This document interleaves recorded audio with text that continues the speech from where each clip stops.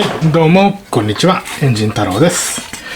前回の続きやってきます。今回やるのはここ、切り欠きをここ取って、それだけだと弱いので見曇りをして少し板厚稼ぐようにします。ここの切り欠きに関してはやっておかないとスプロケが脱着できなくなってしまうんですよね。切り書く前に一回持った方がいいかもしれないですね、表側から。なのでだいたい盛る位置を予測します。後ろから手を当てて指先を感じる形でやればだいたい大外れはしないと思いますけどね。だいたいこの下が赤線の下がこれですね。ほとんどなってると思います。だいたいですが、この車線のあたりを最終的には切って取ってしまいますね。なのでこの辺盛りたいので、まずは、ベルトサンダーとかヤスリを使ってこの辺ちょっと地肌出しときますね。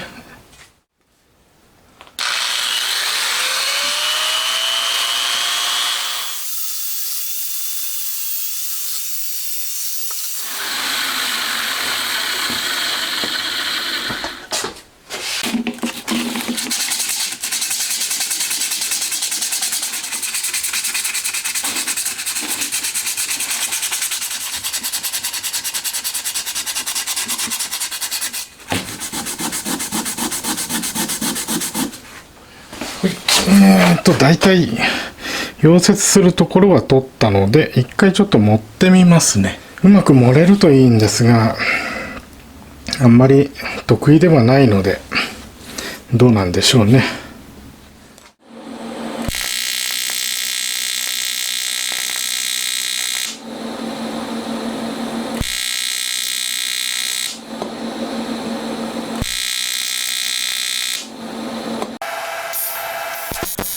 溶接機のパルス機能を使ったり使わなかったりといろいろ試してみます。ちょっとずつ練習してこれからだいぶ綺麗に盛れるようにはなってきたけど、あと少しだね。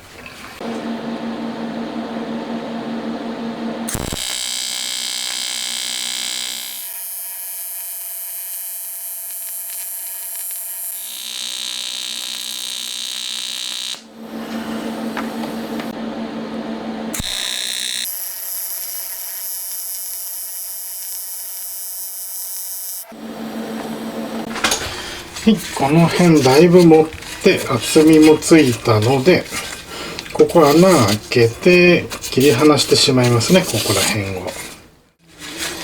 あまり上手な溶接ではないですが、なんとか溶接できましたね。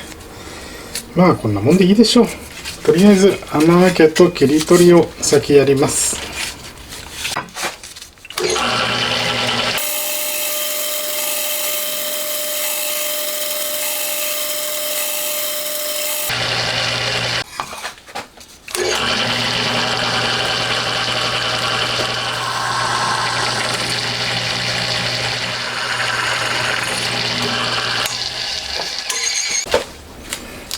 穴開けやりましたが、ちょっとこの辺とかはもう少し盛りたいですね。全体的に少し盛りたいので、もうちょっと盛ってその後完全に切り離す準備しますか。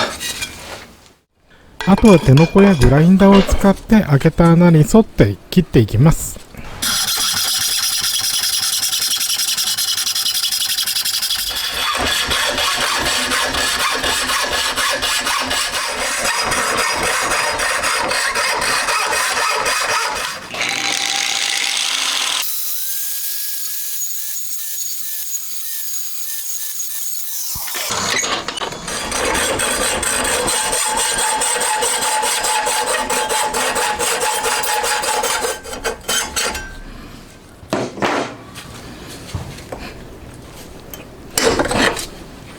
よし、取れた。で、不要部分を削っていくか。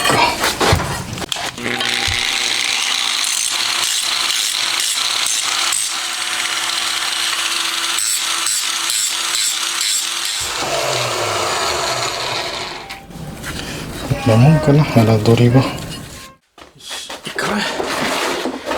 さて、肉盛りとプレカット。まあ大体のカットは終わったので、仕上げていきます。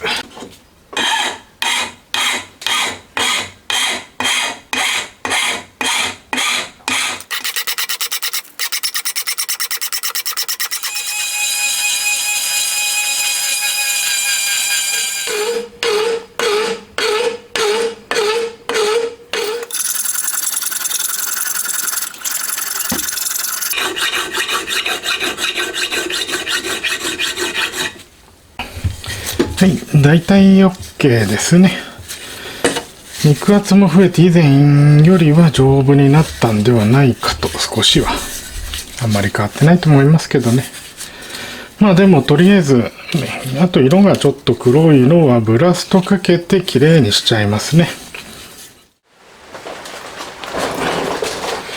はい、次、クラッチのレリーズですね。まあ、こうやってついてたパーツではあるんですが、もうどうやってもぶつかります。なので、これを位置を変更しないとならないですね。最初はこっちに、この向きにつけようかとも思ったんですが、まあ別の方法でいきます。はい、これですね。中華製のなんかよくわからないブレーキ的なものです。これのストロークが、2.5 ミリ。ストローク同じだね。じゃあいけるね。はい、ストローク問題なさそうなので、これを取り付けられるようにします。この円盤状のプレートがここにはまることになりますね。そしてこれがつくので、これでクラッチを押せるはずです。では、フライト作業を始めていきます。わけですね。板材の真ん中にセンタードリルで穴開けてあるので、その穴の中心を出していきます。この辺かな。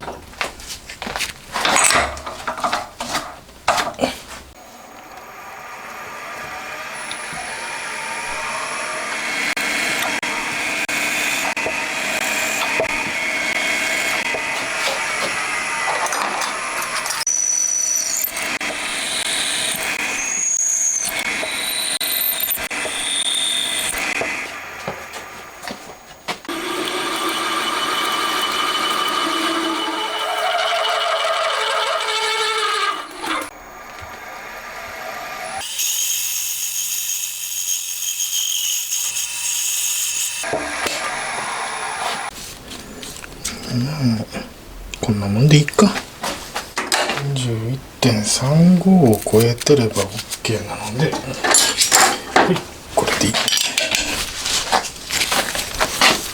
はい、できました。プレート。これで、クラッチの土台になると思います。ここ2個じゃ弱いかな。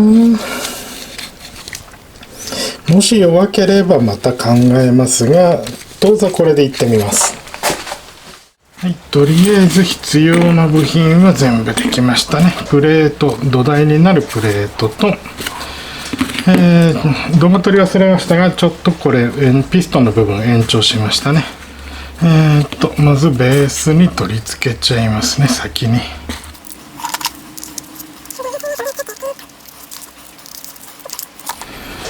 で、ピストンを入れると。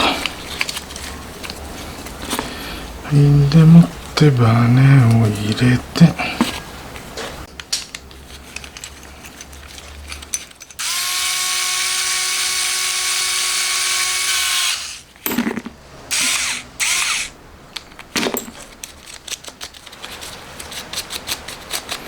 よし、終わった。よし、これでいけるね。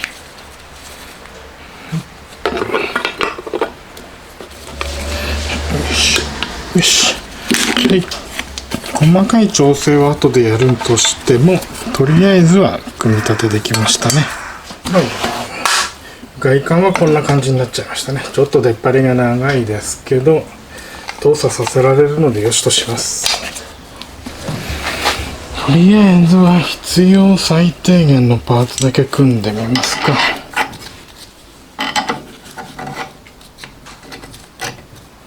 で、クラッチユニットを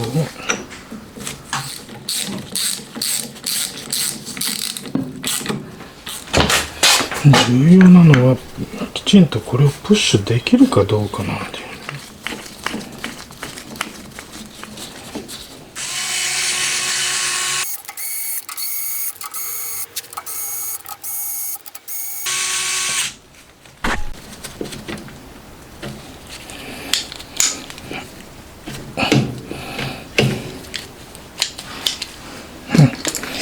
クラッチ作動してるっぽいですね。まあ実際切れてるかどうかはミッション組んでみないとはっきりはしないですが、でももう一個予備があるんで、こっちで比べてみるとレバーの動きがかなり重くなってるので、やっぱ作動してると思います。ここはとりあえず溶接で焦げたりして見てくれが悪いので、ブラストをかけて磨いてしまいます。ブラスト前には必ずマスキングをしないとダメですね。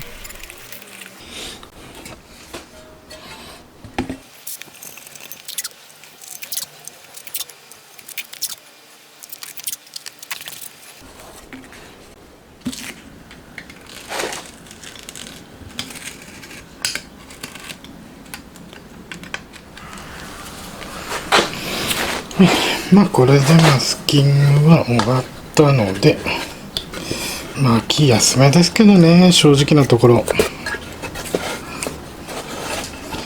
結構やってる間にマスキング剥がれちゃうこと多いですが、まあ剥がれちゃったらよく洗うしかないですね。とにかく一回これブラストかけます。純正のクランクケースも一緒にブラストをかけるのでマスキングしていきます。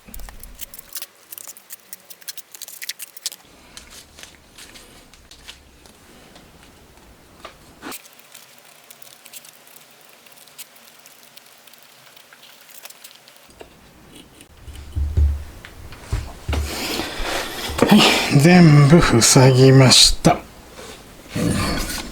まあ大丈夫でしょう。これで砂入るにしても最小で抑えられますね。もう一個もやっちゃいますね。マスキングなしでやってもいいんですが、マスキングなしでやるとすごいことになるんですよ。もうどうやっても砂が取れないというか、そういうことに結構なっちゃいますので、マスキングはできるだけした方がいいですね。こういう時ウェットブラストあると楽なのかな。ウェットブラストだとマスキングなしでそのままやっちゃっていいんでしょうかね。このエンジンが一通りある程度型についたら、そういう機材を作るのもいいかもしれないですね。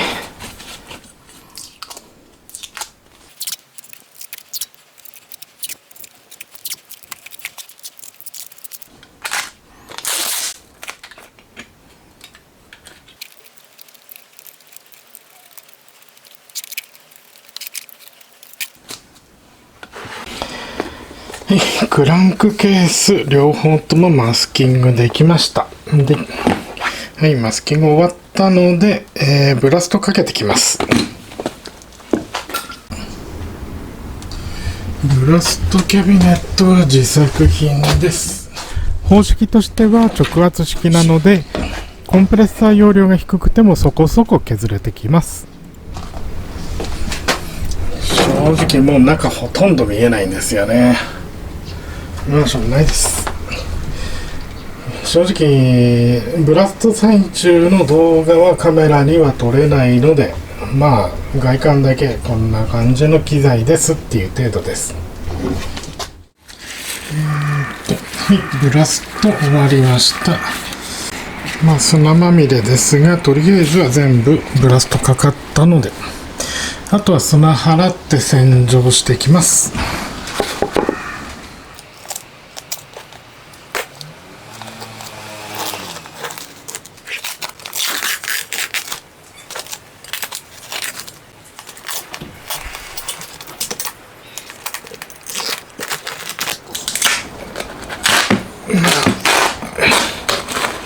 だけやっとけば、多少は砂入るけど、まあ致命的な砂の入り方ではないですね。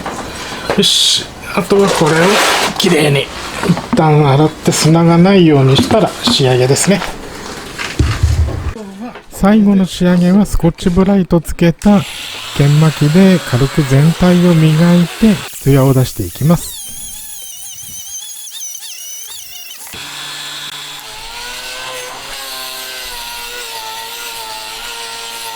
グラインダーの入らない細かい場所は手でちょっとずつやっていくしかないですね。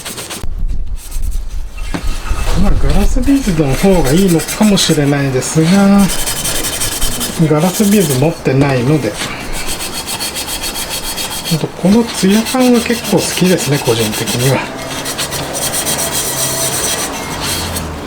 こんなもんかな。はい、こんな感じのツヤ感になりますね、最終的には。他のパーツもやっていきます。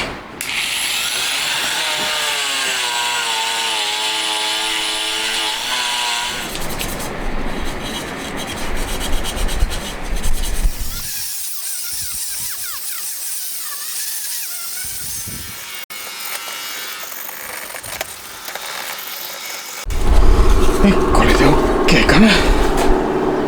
よし。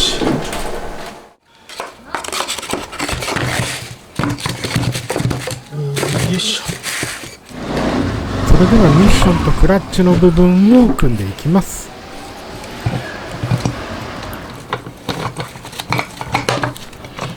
よし。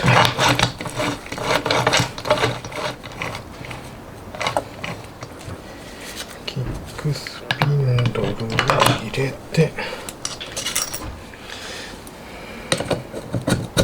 一番大事なこれをやるの忘れてたと。これで締めちゃっていいね。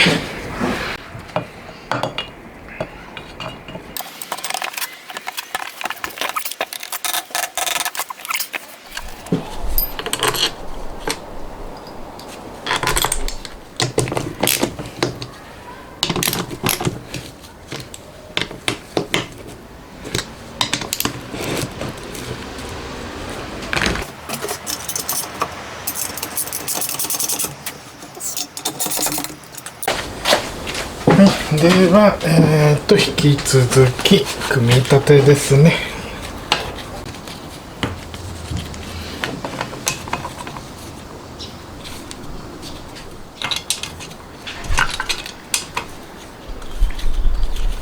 でもって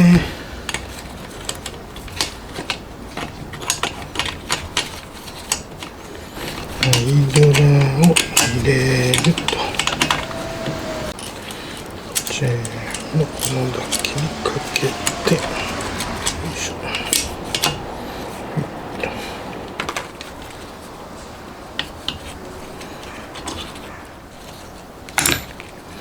よいしょ。調整ネジと。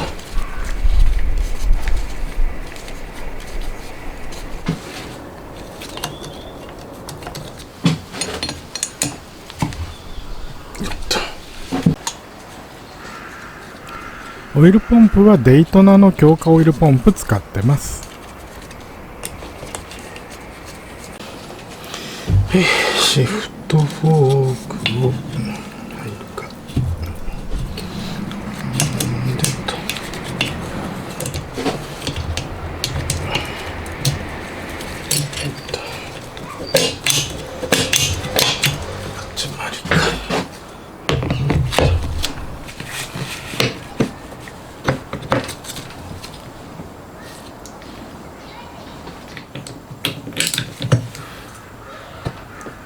よいしょ。よいしょ。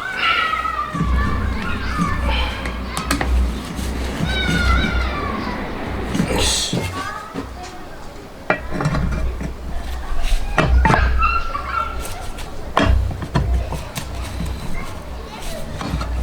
前回合わせた時オイルポンプまで組んでなかったので気がつかなかったですが、この辺ぶつかりますね。なのでここをちょっとリューターで削らないとダメですね。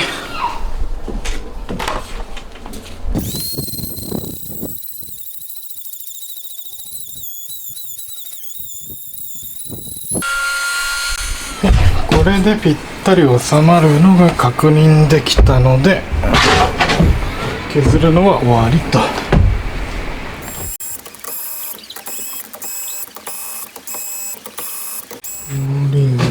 暗いホイールはミニ元の軽いやつ使います。他が結構重くなってるので、これで帳尻合わせする感じですね。よし、いった。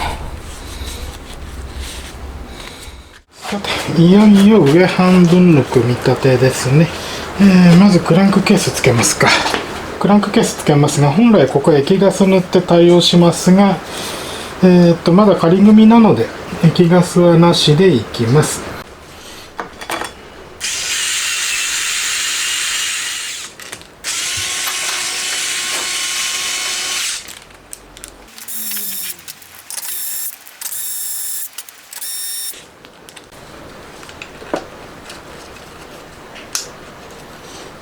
で、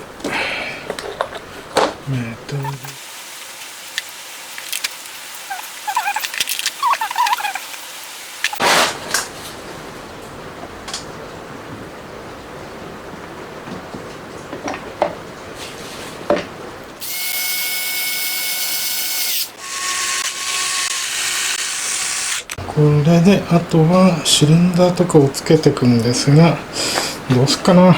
中身も全部やるかな、今回は。一度はそれで通しで組んでみたいね。今回はピストン入れます、とりあえず。ただクリップは1個だけですね。片側だけ留めときます。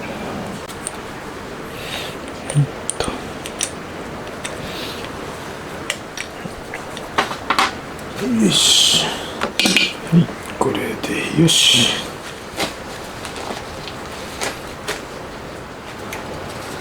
よし、これで OK と。やっぱピストンつくと様になりますね。まあ正直オイルリング持たないピストンなので、あまりよろしくはないでしょうが、シリンダーにオイルをたっぷり塗り込んでと。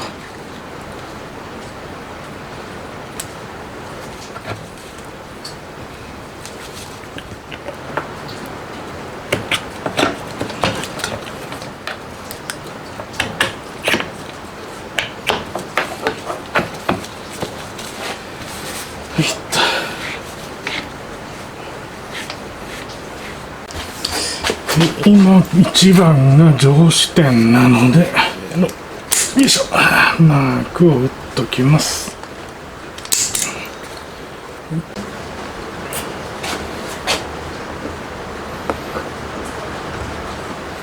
ここが2番とで OK。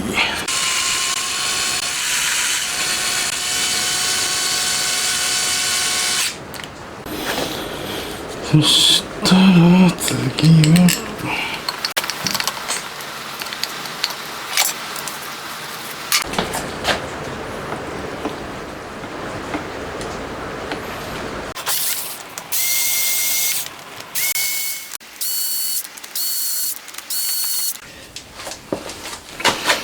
このチェーンテンショナーをつけてと。仮組もここまで進みましたが、このチェーンのコマ数だと脱着が難しいんですよね。なのであと1コマ増やします。これで OK。リンクをつないで、これでちょうどいいチェーンの長さになりました。で、先にこの蓋をしておくと。ではここにアイマークを、合わせマークをここに打ってと。これでよしと。でもう一個、スプロケ側の合わせマークはスプロケ側のマークはここでいいね。よし、これで OK だね。これでスプロケのネジも締められると。適当に開けてはいたけど、なんとか合ってくれるんで助かりますね、こりゃ。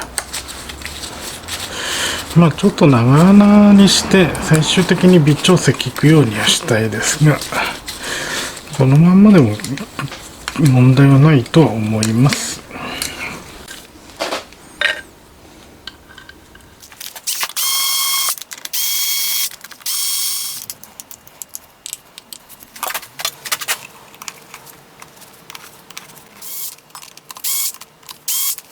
はい、これで今ある部品の仮組みは全部終わりました。とりあえずカムの位置も合わせてあるので、ほぼ予定通り組めたと思います。次にやるのは、ここに点火用のピックアップコイルつけてきます。遅れていた部品も届きました。なので、ピックアップの点火系全部やってきます。今回の加工はここまでとなります。どうもご視聴ありがとうございました。また次回もよろしくお願いします。